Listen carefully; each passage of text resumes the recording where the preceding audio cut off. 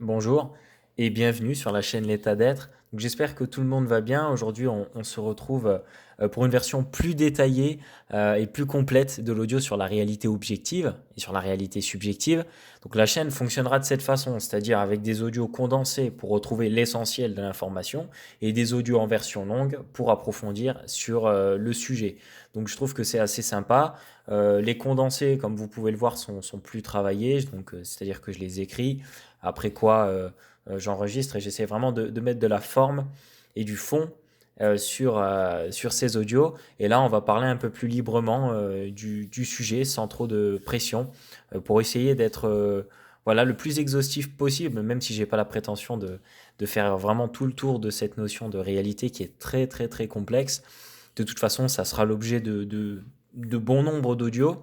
Et là, l'objectif, c'est surtout d'avoir un peu plus d'infos que la dernière fois et de pouvoir avancer avec ça et surtout voir comment on peut appliquer ces choses dans sa vie personnelle et peut-être améliorer certaines facettes de nos existences. Donc moi, j'ai pas la prétention d'aider qui que ce soit hein, à travers ce que je dis. Je suis validé que par moi-même. Là-dedans, je suis pas thérapeute, je ne suis pas coach, assermenté par personne, j'ai étudié auprès de personne, je suis même pas philosophe ni rien. Ce sont juste des observations personnelles. Pourquoi c'est important pour moi de les partager? Parce que c'est vrai que peut-être d'avoir fait certaines expériences et de regarder la vie par différents prismes, ça m'a permis de trouver des solutions à des problèmes qui étaient récurrents dans mon existence. Et je pense que quand ça nous arrive, on est un petit peu dans le devoir de partager ces choses. Donc voilà, je trouve que c'est pas cool d'aller payer 3 000 euros pour passer une semaine avec un coach ou ce genre de choses. Finalement, les solutions sont en nous et c'est à chacun de transmettre sa vision des choses. Donc voilà, j'en appelle un petit peu à votre propre regard personnel sur la situation pour que vous puissiez vous faire une idée qui sera la vôtre et surtout une idée qui vous correspond, une idée qui vous parle. Et voilà, donc c'est très important pour moi de recontextualiser ces choses.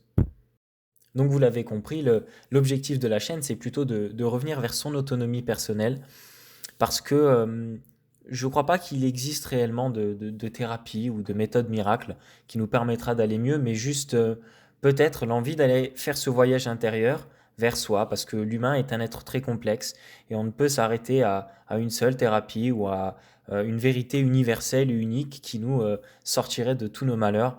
Je n'y crois pas, je pense qu'il faut jouer un petit peu le jeu, incarner complètement le mystère de la vie pour donner un sens à cette dernière. Vraiment, j'y crois. Voilà, donc ceci étant dit, on va pouvoir passer à la suite et commencer à redéfinir les deux notions que j'abordais la semaine dernière, c'est-à-dire la réalité objective et la réalité subjective. Alors, premier point, la réalité objective. Pourquoi on dit qu'elle est objective? Parce que cette réalité-là, elle est totalement neutre de tout jugement ou avis. En fait, on pourrait dire que cette réalité est totalement impartiale. Elle n'est pas, elle est indépendante à tous nos avis personnels.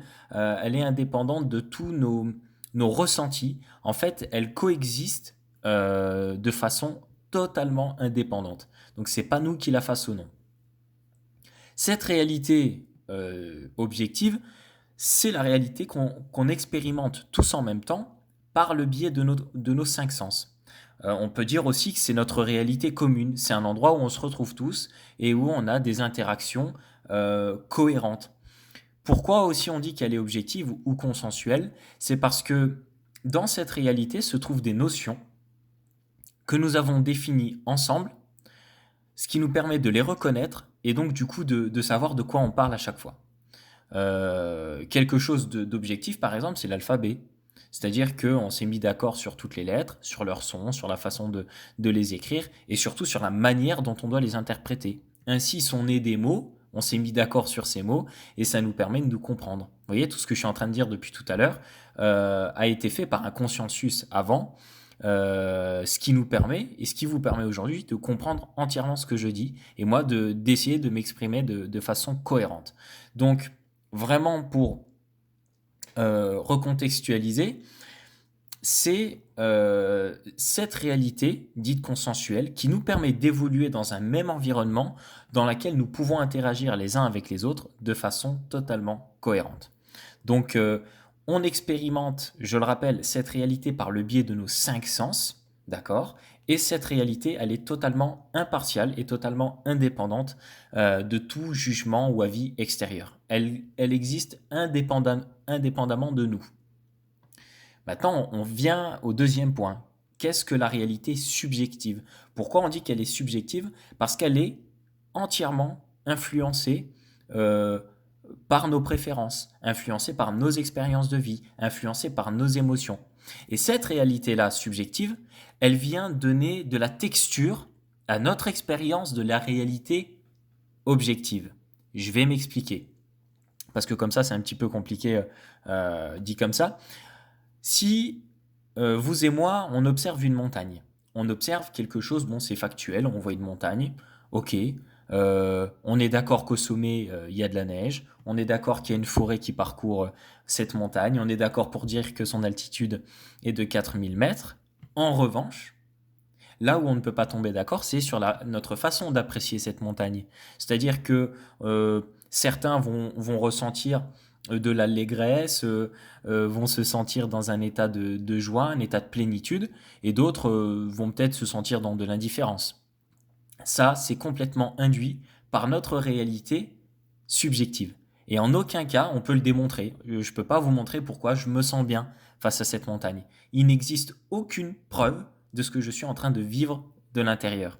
Et ça, en fait, c'est super intéressant parce que ça permet de mettre en lumière que tout ce que nous vivons sur le plan émotionnel, en aucun cas ne s'appuie sur le réel, mais bien sur autre chose qui est totalement indépendant du réel. Et c'est là qu'on vient en fait à comprendre que la source de ces choses que l'on ressent sont en fait induites par le petit personnage que nous incarnons et surtout par son passé, par son histoire et par sa façon de voir les choses. Un autre exemple aussi pour mettre en lumière ce concept de subjectivité, bah, c'est quand on écoute une musique. C'est-à-dire qu'on a tous des goûts différents et on n'aura pas la capacité de prouver pourquoi on aime une musique, pourquoi on se sent bien, pourquoi cette musique nous donne des frissons. C'est vraiment quelque chose d'entièrement subjectif, qui est complètement intégré dans notre système et on ne peut pas se mettre d'accord dessus. Longtemps, moi j'ai cru que parce que je trouvais qu'une musique est belle, que tout le monde allait être du même avis. Et ça fonctionne pas comme ça. C'est vraiment quelque chose de subjectif qui dépend totalement de notre perspective personnelle. Donc, c'est comme si on essayait aussi de forcer quelqu'un à aimer une musique. C'est un non-sens. C'est-à-dire que bon, s'il aime pas, il aime pas. Et on ne pourra pas venir à l'intérieur de lui pour modifier ses préférences, puisqu'elles sont inhérentes à son propre vécu. Et ça, on ne peut pas le modifier. Hein. On ne peut pas expliquer pourquoi j'aime le bleu et pourquoi lui, il aime le noir. C'est comme ça. Autre petit point sur lequel je voulais faire un détour, c'est sur ce que certains appellent l'empathie. Euh, Parce que aussi une question qui peut être posée au vu de la thématique d'aujourd'hui, c'est oui, mais moi je sais ressentir les émotions des autres. C'est quelque chose que j'ai entendu un nombre incalculable de fois. C'est pas possible. Pourquoi? Quand vous pensez vivre de l'empathie, c'est généralement quand vous êtes face à quelqu'un qui vit certains types d'émotions et vous croyez être en lien direct avec cette personne et vous croyez avoir la capacité en vous de ressentir en temps réel ce que la personne expérimente. C'est pas vrai. Je vais vous expliquer pourquoi. En réalité, ce que vous vivez, c'est juste que quand cette personne est dans un état émotionnel, ça fait écho en vous, effectivement, et ça va aller activer une espèce de réaction émotionnelle qui, elle, est complètement induite par votre système. C'est-à-dire une réaction émotionnelle qui est en lien et uniquement en lien avec vous. Pour faire court, l'empathie ne vous permet pas de ressentir les émotions des autres, c'est juste la façon dont vous vous sentez face aux autres qui traversent leurs propres émotions. L'empathie fait donc partie intégrante de la réalité subjective et en aucun cas ne trouve sa source dans la réalité consensuelle. Donc c'était important pour moi quand même de faire une petite remarque à ce sujet. L'empathie, c'est pas j'ai la capacité de ressentir les émotions des autres, ou même j'ai déjà entendu ceux qui disent: «Je suis une éponge émotionnelle, donc je ne peux pas aller, me mêler à la foule parce que je subis des émotions qui sont trop lourdes à supporter». C'est pas vrai. Vous êtes juste face à vous-même, hein. Ça répond aussi un petit peu à la question, «Qui suis-je?». Je vais faire un audio dessus. C'est que le meilleur moyen de savoir qui nous sommes, c'est justement d'aller se baigner dans la foule, hein. C'est de s'observer soi-même face à certaines situations et on trouve facilement réponse à cette question. Donc voilà. On peut prendre aussi l'exemple d'un conflit. Euh, Déjà, dans un premier temps, quand on vit un conflit, c'est pas le conflit qui nous fait souffrir, mais bien l'interprétation qu'on en a. C'est-à-dire que le conflit, déjà, c'est une conception, hein, c'est même pas, j'ai envie de dire, c'est pas quelque chose de réel en soi. Le conflit, c'est, encore une fois, c'est une notion sur laquelle on s'est mis d'accord pour tel type d'expérience. Quand vous êtes dans une engueulade de couple, par exemple, il y a quelque chose de consensuel au milieu qui retient votre attention, à tous les deux, et vous allez réagir différemment face à cette chose. Certains va ressentir de la colère et l'autre peut-être de la tristesse. Tout ça, encore une fois, c'est les émotions que vous vivez de l'intérieur. Elles sont dépendantes de votre vécu, de votre conditionnement. En revanche, si vous commencez à avoir cette espèce de regard sage sur la situation et que vous vous dites, ok, en fait, l'autre en face de moi est en train de vivre sa propre réalité, qui n'est pas en lien avec le réel. Je suis en train de vivre ma propre réalité qui n'est pas en lien avec le réel. En fait, on est en train d'expérimenter nos deux propres délires. Ben, ça commence déjà à... Je trouve qu'on peut prendre de la hauteur grâce à ça. En tout cas, à titre personnel, c'est comme ça que je l'expérimente. Quand je me retrouve dans quelque chose que je pourrais qualifier de problématique, je me dis, ok, là c'est problématique, oui, pour moi. C'est problématique pour moi parce que, et là je vais regarder à l'intérieur. Et après, il y a de l'information, hein. Dans les émotions, il y a de l'information, puis il faut aller regarder. Donc, je dis pas que ça va régler tous les problèmes que vous rencontrez dans vos vies aujourd'hui, mais ça va permettre peut-être de ne pas tomber dans trop de problèmes ou de ne pas faire de petites choses de grands problèmes. Donc, regardez la vie depuis le prisme que chacun a sa réalité, que personne n'a raison, personne n'a tort. Ça permet quand même de prendre de la hauteur et de soulager un petit peu, je trouve même les douleurs émotionnelles qu'on peut ressentir dans certaines disputes, dans certains conflits, parce que des fois l'émotion est plus forte que tout, et porter un mauvais regard dessus peut l'amplifier. Alors que de poser ce regard de la réalité que nous vivons de l'intérieur est totalement subjective, bah, ça permet d'apaiser et puis peut-être de commencer à trouver une solution.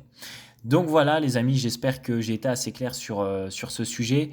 Si jamais vous avez des questions, n'hésitez pas à me les poser en commentaire. C'est vrai que j'essaie de faire le tour du sujet à ma façon, mais il y a peut-être des notions que j'ai omises. Donc n'hésitez pas à me le dire, j'y répondrai sur un prochain audio. De toute façon, je reviendrai sur ce sujet parce qu'il est tellement vaste que je pense on pourrait en parler une vie et encore on n'en maîtrise que très très peu. Voilà, donc je pense que j'ai fait le tour. Je vous remercie et je vous dis à bientôt.